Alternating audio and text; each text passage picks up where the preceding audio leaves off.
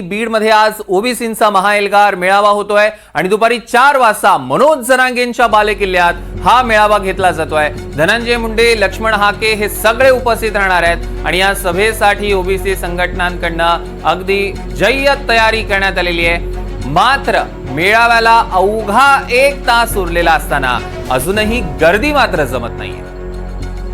याच मेळाव्याच्या ठिकाणून मोहसिन शेख आपले प्रतिनिधी आपल्या सोबत जोडले गेले आहेत। मोहसिन, जरांगेंच्या बालेकिल्ल्यात शक्ती प्रदर्शन करण्याचा प्रयत्न केला जातोय, 1 तास उरलेला असताना गर्दी मात्र अजूनही आहे। सभास्थळाचे काय अपडेट्स आहेत?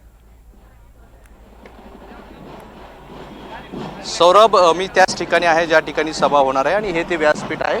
ते अजून व्यासपीठाची तयारी सुरू आहे, पण मात्र तुम्हाला थोडंसं बाजूला खुर्च्या दाखवण्याचा प्रयत्न करतो। आता 3 वाजले आहे आणि 4 वाजेचा सभेचा वेळ होता, मात्र अजूनही पूर्ण या खुर्च्या आपल्याला खाली पाहायला मिळत आहे। मी कॅमेरामॅनला सांगेल थोडंसं ते खुर्च्या दाखवावे, ज्या ह्या सगळ्या तयारीच्या या ठिकाणी करण्यात आलेली सगळ्या खुर्च्या लावण्यात आलेल्या आहे। मात्र ह्या सगळ्या खुर्च्या म्हणजे व्यासपीठापासूनच्या पहिली खुर्चीपासून तर शेवटच्या खुर्चीपर्यंत या सगळ्या खुर्च्या अजूनही खालेली आहे। आंदोलक कार्यकर्ते आता हळूहळू येत आहेत, मात्र अजूनही फक्त 1 तास उरलेला आहे।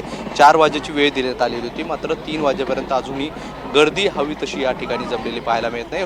या ठिकाणी आपण बघितलं तर छगन भुजबळ असतील, लक्ष्मण हाके असतील, धनंजय मुंडे असतील यांचे होर्डिंग लावण्यात आलेले आहे।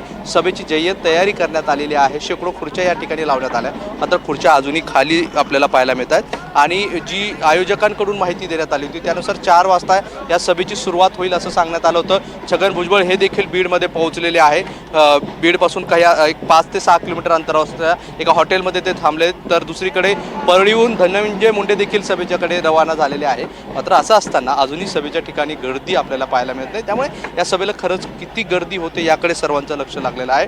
आपण ही सभाचा जर विचार केला तर हैदराबाद गॅजेट जे लागू करण्यात आलं त्यानंतर महाराष्ट्रातील पहिली मोठी महाएल्गार सभा हे होते, त्यामुळे या सभेला फक्त बीड नाही तर राज्यभरातील वेगवेगळ्या भागातून ओबीसी कार्यकर्ते असतील, आंदोलक असतील, वेगवेगळे संघटनाचे लोक असतील ते या सभेला येणार आहे आणि छगन भुजबळ या सभेला संबोधित करणार आहे। त्यामुळे सगळं महाराष्ट्राचं या सभेकडे लक्ष लागलेलं आहे। मात्र असं असताना फक्त 1 तास उरला आहे आणि अजूनही या सभेला हवी तशी गर्दी नाही आहे। संपूर्ण खुर्च्या या ठिकाणी व्यासपीठाजवळच्या असतील किंवा शेवटपर्यंत असतील त्या खाली पाहायला मिळतात, त्यामुळे या सभेला खरंच किती गर्दी होणार, या सभेला किती प्रतिसाद मिळणार हे पाहणं महत्त्वाचं असणार। सौरभ, निश्चितच मोहसिन यावर लक्ष ठेवून असता सभास्थळावरनं सतत अपडेट्स आम्ही तुमच्याकडून घेत राहू। तुर्तास धन्यवाद। दरम्यान बीडमध्ये ओबीसींविरोधात मराठा आंदोलक आक्रमक झालेले आहेत। मराठा आंदोलक बीडमध्ये ओबीसींच्या आरक्षणाचा JR जातात 1994च्या JR मराठा समन्वयकांनी जाळलेला आहे। एकीकडे बीडमध्ये ओबीसींचा महाएल्गार मेळावा होतोय, मराठा आरक्षणासाठीचा काढण्यात आलेला JR रद्द करण्याची मागणी केली जाते। दुसरीकडे जर आपण बघितलं तर मराठा आंदोलक सुद्धा बीडमध्ये आक्रमक झालेले आहेत।